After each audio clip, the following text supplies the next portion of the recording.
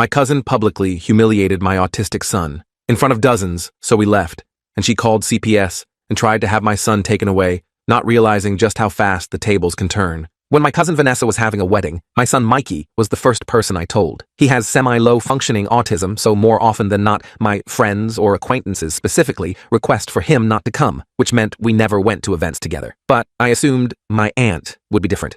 When I told him, he started jumping up and down and clapping his hands.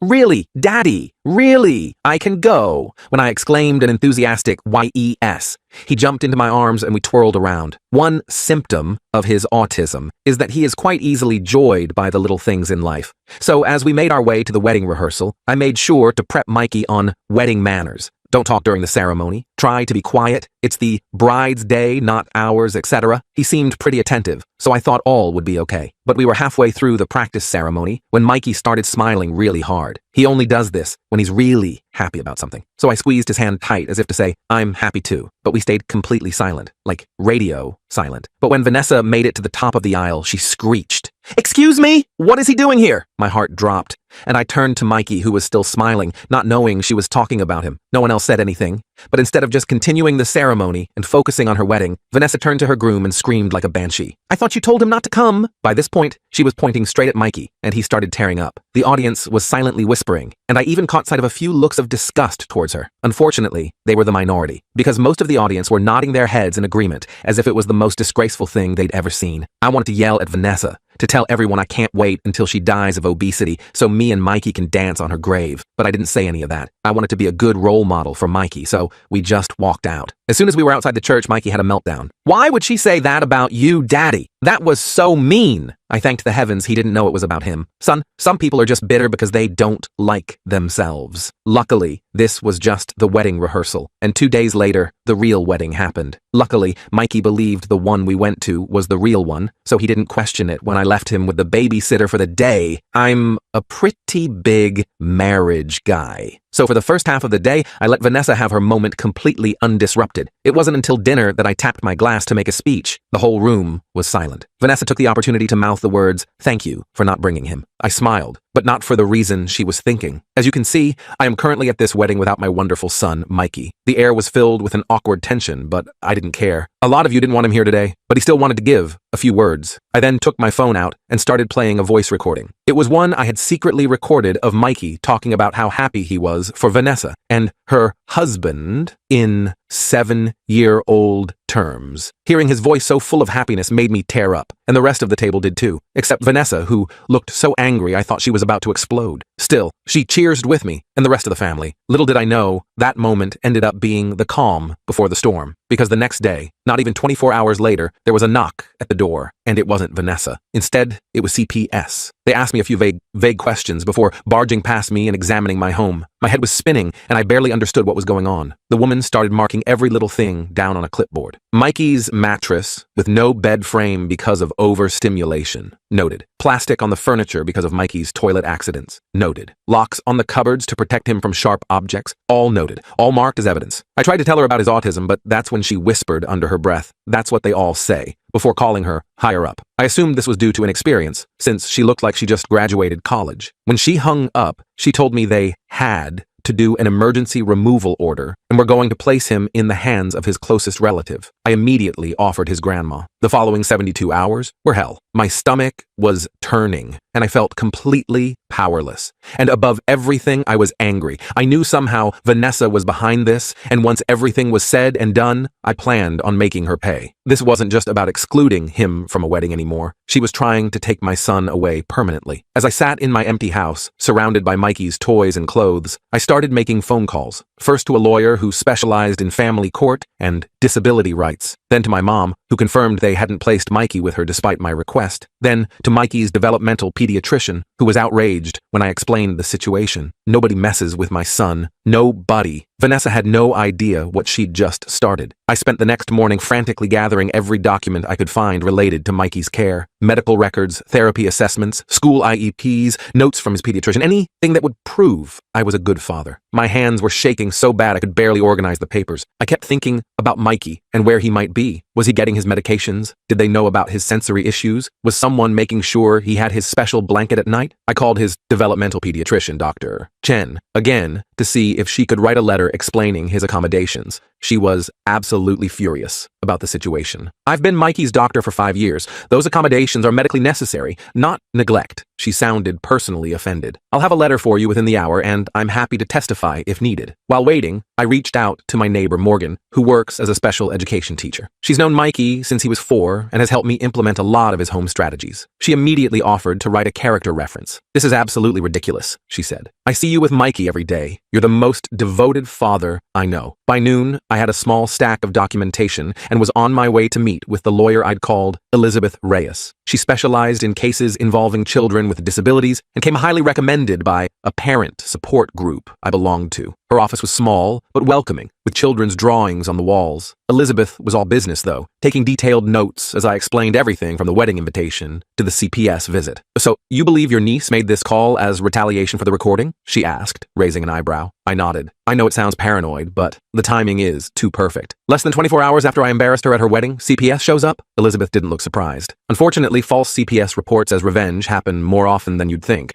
The good news is we can fight this. She explained. The emergency removal would require a hearing within 72 hours. We needed to be ready to present our case, which meant more documentation and witnesses who could vouch for my parenting. In the meantime, she said, I'll file an emergency motion for visitation. They can't keep you from seeing Mikey while this is investigated. I left her office with a to-do list a mile long and headed straight to Mikey's school. The principal, Mrs. Taylor, was shocked when I told her what happened. She immediately pulled Mikey's file and promised to write a letter documenting his progress and our regular meetings. I've seen how you are with him at every school event, she told me. Anyone who spends 5 minutes watching you two together knows how much you care. On my way home, I got a call from my mom. Her voice was tight with anger. I just got off the phone with your Aunt Linda. Apparently, Vanessa told her Mikey had a complete meltdown at the rehearsal, and you did nothing to control him. My blood boiled. What? He was perfectly quiet until she started screaming. I know, Mom said, but she's telling everyone you're neglectful and that Mikey is dangerous and out of control. Linda mentioned Vanessa was worried you're not equipped to handle his needs. That explained the CPS call. Vanessa had painted me as an incompetent father who couldn't manage his son's disability. The realization made me sick to my stomach. When I got home, there was another surprise waiting. A Facebook message from Thomas, Vanessa's new husband. It simply read, I had nothing to do with this. I'm sorry. I wasn't sure whether to believe him or not, but I screenshotted it anyway. Could be useful later. My phone rang again. Unknown number. I answered hesitantly. Mr. Williams, this is Jordan from Child Protective Services. I'm Mikey's assigned caseworker. My heart skipped. Where's my son? Is he okay? He's currently in an emergency placement with a foster family experienced with autistic children. His voice was kinder than the woman who'd come to my house. I understand you requested placement with your mother. Yes, I said quickly. She knows his routines, his medications, everything. We're looking into that option, but I wanted to let you know you've been approved for a supervised visit tomorrow at 2 p.m. at our office. I nearly collapsed with relief. Thank you. I'll be there. After hanging up, I immediately called Elizabeth to update her. She was pleased about the visit, but warned me to be careful. They'll be watching your interactions closely, she cautioned. Be natural, but stay calm. Even if Mikey is upset, don't say anything negative about CPS or make accusations about your niece. That night was the longest of my life.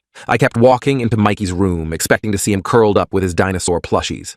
The empty bed made my chest hurt. I ended up sleeping on his floor just to feel close to him. The next day, I arrived at the CPS office an hour early, clutching Mikey's favorite comfort item, a soft blue octopus toy he called Squish. The waiting room was depressing, all faded posters and uncomfortable chairs. I watched the clock tick by agonizing minute. When they finally brought Mikey in, I had to physically restrain myself from running to him. He looked exhausted, with dark circles under his eyes. When he saw me, his whole face lit up. Daddy! He launched himself at me, and I caught him in a tight hug. Over his shoulder, I could see the caseworker, Jordan, watching us with a neutral expression. Hey, buddy, I said, my voice thick. I missed you so much. Mikey was talking a mile a minute, telling me about the strange house and the lady who doesn't cut sandwiches right. It broke my heart that he didn't understand why he couldn't come home with me. When our hour was up, the meltdown was catastrophic. He clung to me, screaming and sobbing. I tried the calming techniques we always use, but nothing worked. The more upset he got, the more I worried it looked bad for me. I want to go home, he wailed, as a staff member tried to gently pry him away. I want my daddy. It took everything I had not to break down myself as I watched them carry my hysterical son down the hallway. Once he was out of sight, I sat in my car and sobbed. Back at home, I checked my email to find Dr. Chen had sent her letter, emphatically stating that all of Mikey's home accommodations were appropriate and recommended. I forwarded it to Elizabeth, just as my phone rang again. It was my mom. I just got a call from CPS. They're doing a home inspection tomorrow to see if I can take Mikey temporarily. This was progress. If they approved Mom's house,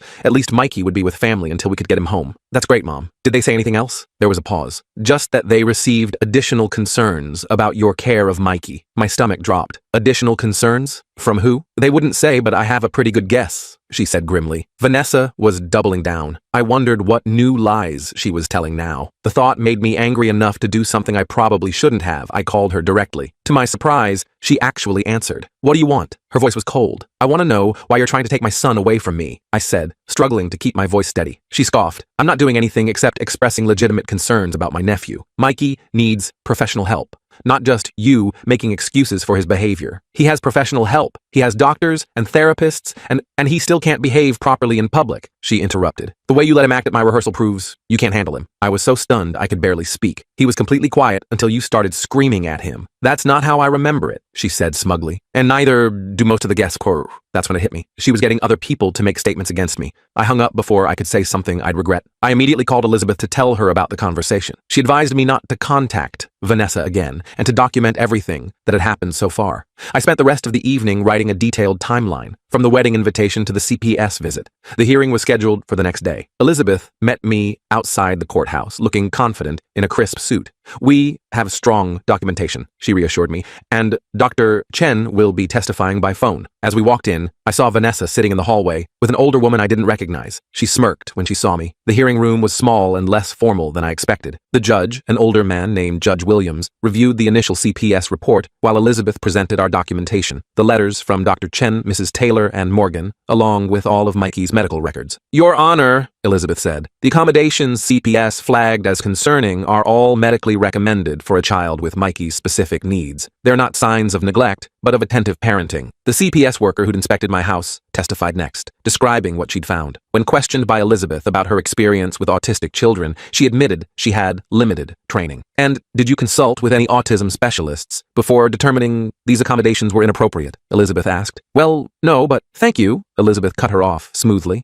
Dr. Chen's testimony was powerful. She explained each accommodation in detail and why it was necessary for Mikey. She also emphasized how well Mikey was doing under my care. I have patients whose parents refuse to implement these strategies, she said firmly. Mr. Williams has gone above and beyond to create an appropriate environment for his son. I thought we were making progress until the CPS attorney called his next witness, Vanessa. She walked to the front, looking solemn, but I could see the satisfaction in her eyes. She described the rehearsal incident completely differently, claiming Mikey had been disruptive and uncontrolled. She also said she'd seen me manhandle him when he got upset. I've been concerned about my uncle's ability to parent for years, she said, with fake sincerity. I only called CPS because I genuinely fear for Mikey's well-being. Elizabeth's cross-examination was brutal. Ms. Johnson, isn't it true that you called CPS less than 24 hours after Mr. Williams played a recording of his son at your wedding reception? Vanessa shifted uncomfortably. The timing is coincidental. And isn't it true that you explicitly didn't want Mikey at your wedding because of his autism? That's not...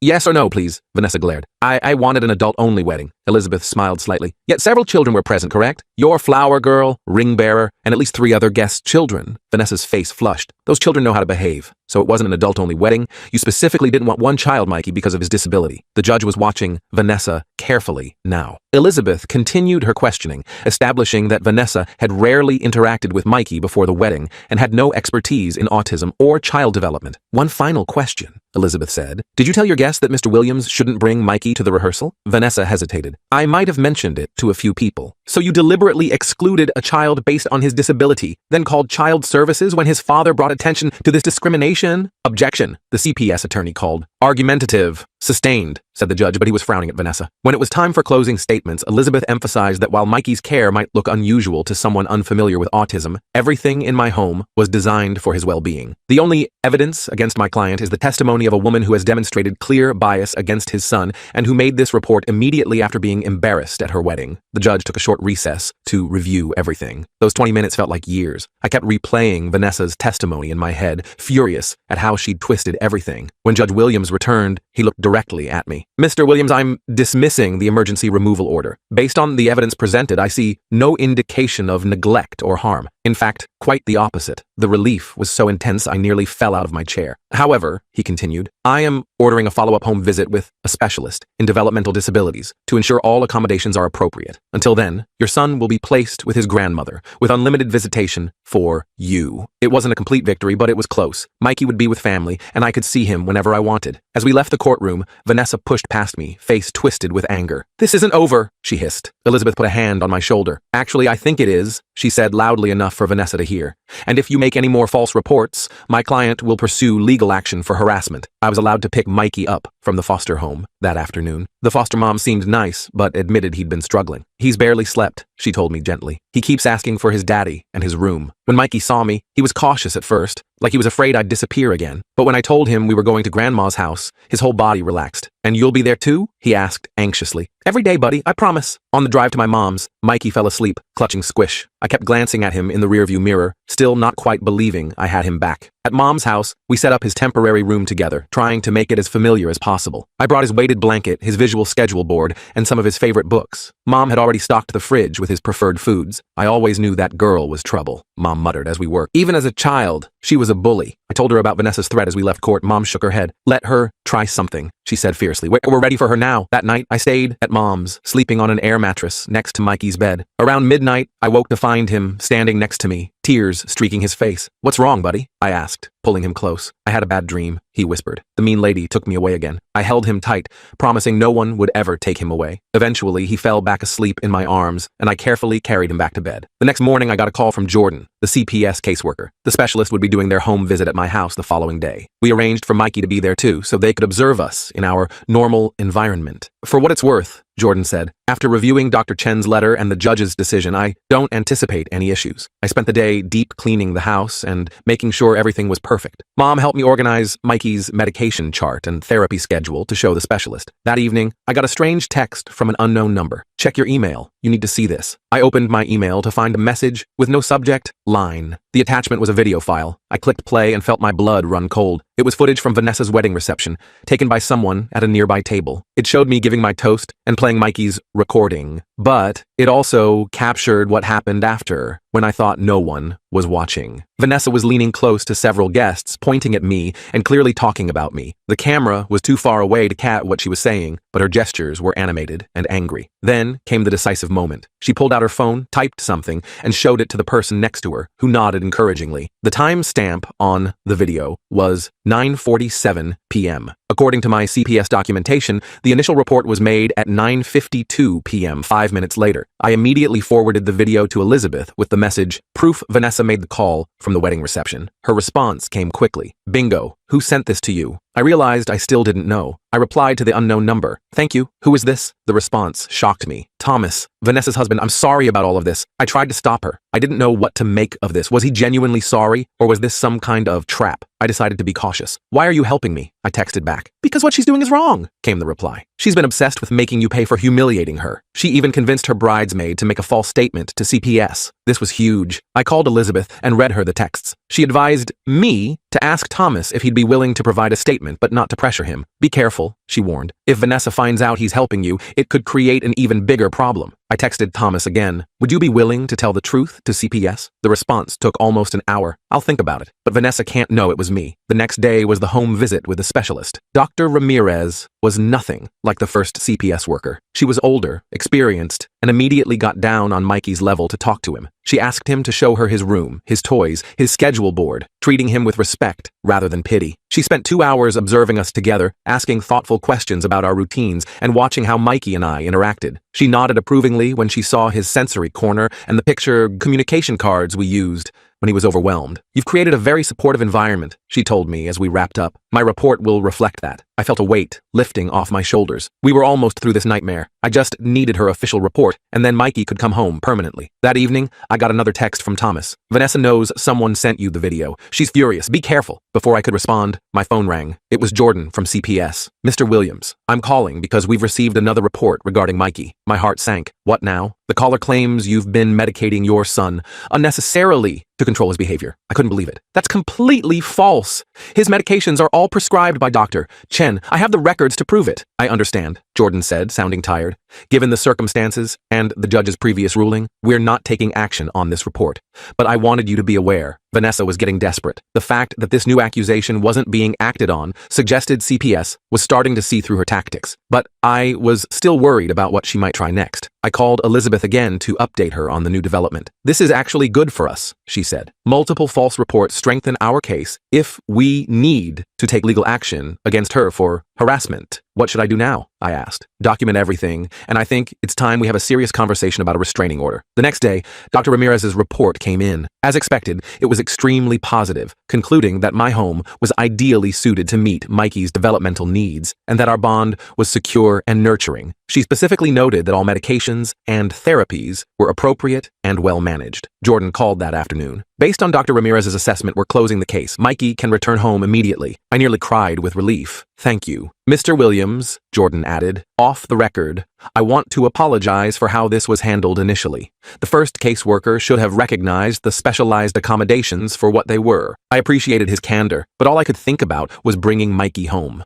I drove to my mom's house immediately to share the news. Mikey was ecstatic, jumping up and down and flapping his hands, his way of showing extreme happiness. Mom hugged me tightly, tears in her eyes. I knew they'd see the truth, she whispered. As we packed up Mikey's things, my phone buzzed with a text. It was Thomas again. Just heard CPS close the case. Vanessa is planning something else. Watch your back. I stared at Thomas's text for a long minute, my hands starting to shake. Just when I thought the nightmare was ending, Vanessa was planning something else. What the hell did that even mean? I deleted the message and shoved my phone in my pocket, not wanting Mom to see how freaked out I was. Mikey was buzzing around the bedroom, happily packing his dinosaur toys and chattering about going home. Daddy, can we get ice cream on the way home? The kind with the rainbow sprinkles? Mikey was practically vibrating with excitement. I forced a smile, trying not to let my new anxiety show. Absolutely, buddy. Extra sprinkles even. I ruffled his hair as Mom gave me a knowing look over his head. Everything okay? She asked quietly, while Mikey was distracted with organizing his stuffed animals by size. I hesitated, then nodded, just ready to get him home. We loaded everything into my car, and Mom gave Mikey an extra long hug. I thanked her about 50 times for everything she'd done. The drive home was filled with Mikey's excited chatter and, as promised, a stop for ice cream. Walking back into our house together felt surreal after the hell of the past week. That night, after getting Mikey settled back into his own bed, I sat down at the kitchen table and tried to think. Vanessa clearly wasn't finished with us. I couldn't keep living in fear of what she might do next. It was time to go on the offensive. I called Elizabeth first thing the next morning while Mikey was eating breakfast. I need to know what my options are here, I told her. Thomas says Vanessa is planning something else against us. Elizabeth didn't hesitate. We have multiple documented false reports now. That's harassment, potentially defamation, depending on what she's told people. We could file for a restraining order or even pursue civil damages. I just want her to leave us alone, I said, watching Mikey carefully arrange his cereal in patterns only he understood. What's the fastest way to make that happen? Let me draft a cease and desist letter. Coming from a lawyer, it might be enough to scare her straight. And if not, it establishes a paper trail for further legal action. I agreed, and Elizabeth promised to email me the letter by end of day. Meanwhile, I called Dr. Chen to update her on the situation and scheduled an appointment to get Mikey back into his routine. With Mikey back at school the next day, I tried to settle back into normal life. His teacher, Mrs. Wilson, had been amazingly supportive through everything, sending home activities during his absence and making his return as smooth as possible. She pulled me aside during drop-off. I just want you to know we're all on your side here, she said. The whole staff knows what happened.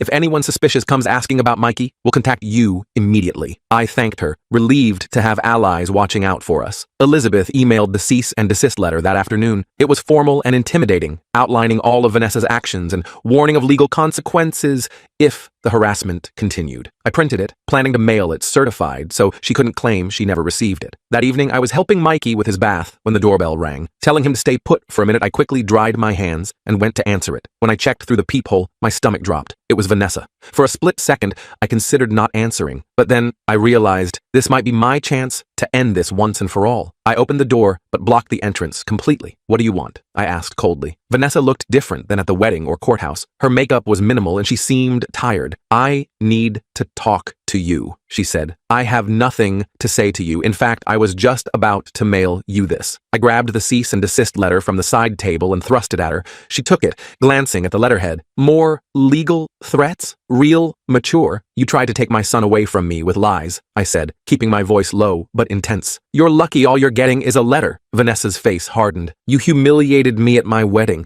in front of everyone I know. You humiliated yourself when you screamed at a disabled child, I countered. Now get off my property before I call the police and report you for harassment. I started to close the door, but Vanessa stuck her foot in the way. Wait, Thomas left me. That stopped me cold. What? He left me? She repeated, her voice cracking slightly. 3 days ago. Said he couldn't be with someone who would do what I did to Mikey. I didn't know what to say. Part of me felt a flash of vindication, but seeing her obvious distress made it hollow. That's between you and Thomas, I finally said. It has nothing to do with me or Mikey. He was helping you, wasn't he? She looked up at me, her eyes narrowing. The video. It had to be him. I kept my face neutral. The last thing I needed was to get Thomas in more trouble if there was any chance of reconciliation between them. Doesn't matter who sent it. What matters is you were caught in your lies.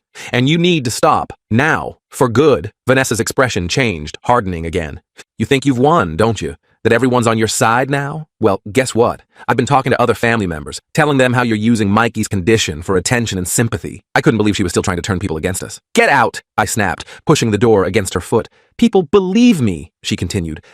Daddy? Mikey's voice came from behind me. I'm all clean now! I turned to see him standing in the hallway, wet hair sticking up in all directions, wearing his dinosaur pajamas. When he spotted Vanessa, his whole body tensed. It's the mean lady, he whispered loudly, his hands starting to flap anxiously. Vanessa's eyes widened as she looked at Mikey, really looked at him, maybe for the first time. He was starting to rock back and forth, a sure sign of rising anxiety. Buddy, go wait in your room, I said gently. I'll be there in just a minute to read your story. But Mikey didn't move. He was staring at Vanessa with an intensity I rarely saw from him. Then, to my complete surprise, he stepped forward. You were mean to my daddy, he said, his voice wavering but determined. At the fancy party, you yelled and made people sad. Vanessa seemed stunned into silence. Mikey continued, his words coming faster now. I didn't do anything bad. I was quiet like Daddy said, but you were loud and scary. His hands were flapping more intensely, but he kept going. You shouldn't be mean to people. That's what my teacher says. I was frozen, watching my son stand up for himself in a way I'd never seen before. Pride swelled in my chest,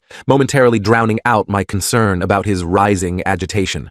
Vanessa looked from Mikey to me, her expression unreadable. Then, without another word, she turned and walked away. I closed the door and immediately went to Mikey, who was now in full stimming mode, rocking and flapping. Hey buddy, that was really brave, I said, guiding him back to his bedroom. I'm so proud of you for using your words. It took longer than usual to get him settled that night. The encounter with Vanessa had triggered his anxiety, and we had to go through his calming routine twice before he was relaxed enough for sleep. As I sat beside his bed, watching him finally drift off, I wondered if Vanessa's unexpected visit was the something else Thomas had warned about, or if there was more coming. The next morning, I got a surprising email from Jordan at CPS. He wanted to meet with me to discuss some new developments. My stomach nodded instantly, but I agreed to see him during Mikey's school hours. Jordan met me at a coffee shop, looking uncomfortable. I wanted to talk to you off the record, he said, after we sat down. We received another report about you yesterday. My hands clenched around my coffee cup. Let me guess. From my niece Vanessa? Jordan shook his head. That's just it. It wasn't from her. It was from someone named Charles Johnson. Claims to be your uncle. I blinked in confusion. I don't have an uncle, Charles. The only Charles in the family is realization dawned. That's Vanessa's dad, my mom's brother. Jordan nodded slowly. The accusations are almost identical to your niece's, too similar to be coincidence. She's using her dad to make the reports now, I said, the pieces clicking into place, since she knows you're onto her. Normally, we'd have to investigate any new report, Jordan explained. But given the pattern here and Dr. Ramirez's recent positive assessment, my supervisor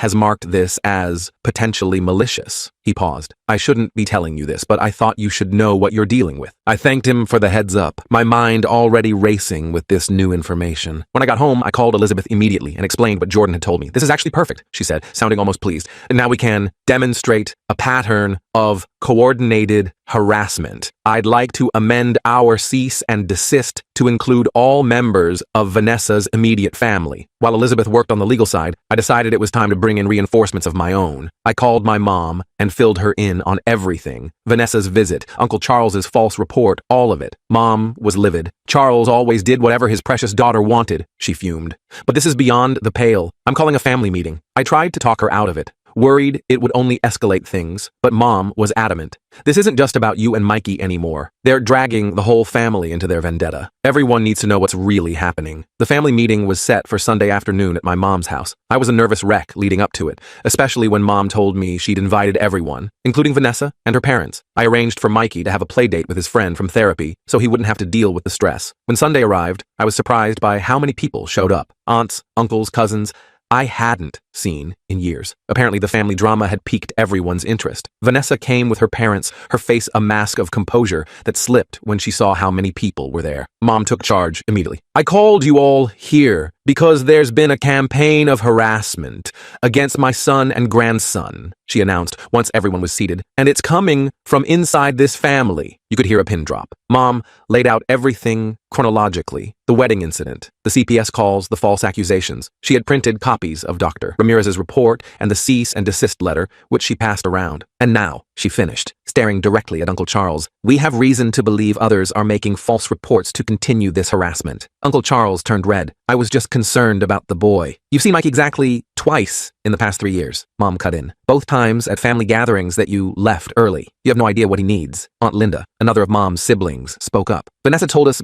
Mikey was out of control at the wedding rehearsal, that he was screaming and disrupting everything. That's a lie, I said firmly. Mikey didn't make a sound until Vanessa started screaming at him. Ask anyone who was actually watching. To my surprise, one of Vanessa's bridesmaids cleared her throat. He's right, she said, not quite meeting Vanessa's furious gaze. The little boy was just sitting there smiling. Vanessa was the one who flipped out. You beach, Vanessa hissed at her former friend. After everything I did for you, enough. It was Thomas, standing in the doorway. I hadn't even known he was coming. Enough lies, Vanessa. The room went silent again as Thomas walked in and stood next to me. I've watched this go on too long, he said. First the wedding, then convincing Jenna to make that false statement to CPS. Then getting your dad involved. Vanessa looked around the room, clearly realizing she was losing her audience. You don't understand, she tried. He deliberately humiliated me at my wedding by playing that recording, after you publicly humiliated his son by screaming at him for existing, Thomas countered. I told you to apologize back then, and none of this would have happened. Uncle Charles was looking increasingly uncomfortable as more family members started murmuring among themselves, many giving Vanessa and her parents disgusted looks. Aunt Maria, who'd been quiet until now, finally spoke up. I always bring my daughter with Down syndrome to family events. Are you saying she wouldn't have been welcome at your wedding either? The tide was turning fast. One by one, family members expressed their disappointment in Vanessa's behavior. Some shared stories of times she'd been cruel or exclusionary in the past. It was like once the dam broke, years of bottled-up grievances came pouring out. Finally, Uncle Charles stood up. This meeting is over, he announced shakily.